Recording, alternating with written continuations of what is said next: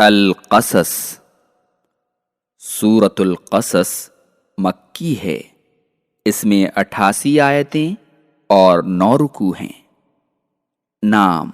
آیت 25 میں مرد مومن شعیب کے پاس موسیٰ علیہ السلام کی آمد کا ذکر ان الفاظ میں آیا ہے: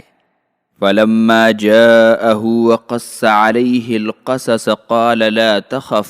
نَجَوْتَ مِنَ الْقَوْمِ الظَّالِمِينَ۔ اسی آیت سے یہ نام ماخوذ ہے،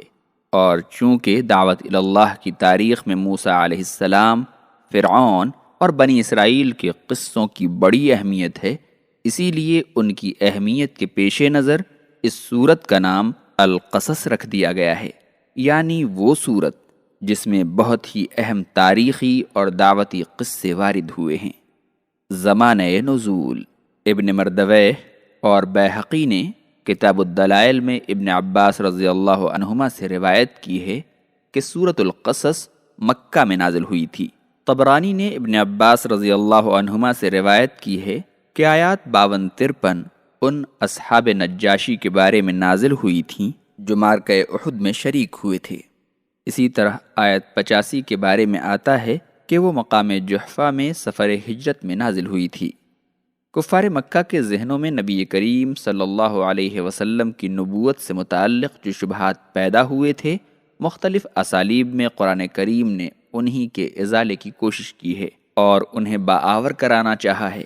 کہ محمد اللہ کے نبی برحق ہیں اور دنیا و دین کی ہر بھلائی ان کی اتباع میں ہی مضمر ہے۔ بسم اللہ الرحمن الرحیم طاسیم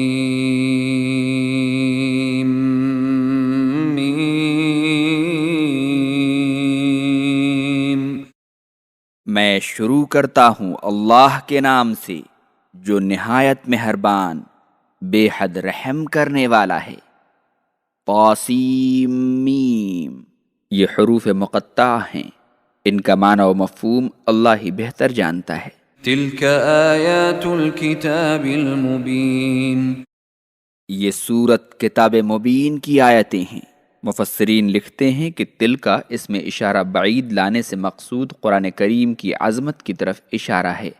کہ یہ ایک بہت ہی عظیم المرتبت کتاب کی آیتیں ہیں جو حق و باطل، خیر و شر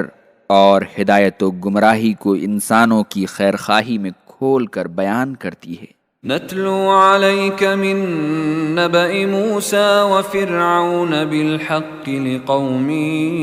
یؤمنون، ہم آپ کو موسیٰ اور فرعون کے بعض سچے واقعات سناتے ہیں جو ایمانداروں کے لیے مفید ہیں۔ اللہ تعالیٰ اپنے نبی صلی اللہ علیہ وسلم سے کہہ رہا ہے کہ آئندہ آیتوں میں ہم آپ کو موسیٰ اور فرعون کا سچا واقعہ سناتے ہیں جو ایمان والوں کے لیے مفید رہے گا، ان کے ایمان میں پختگی آئے گی اور اللہ کی نصرت و تائید کے وعدے سے ان کے دلوں کو تقویت ملے گی۔ ان فرعون علا فی الارض وجعل اہلها شیعا یستضعف طائفة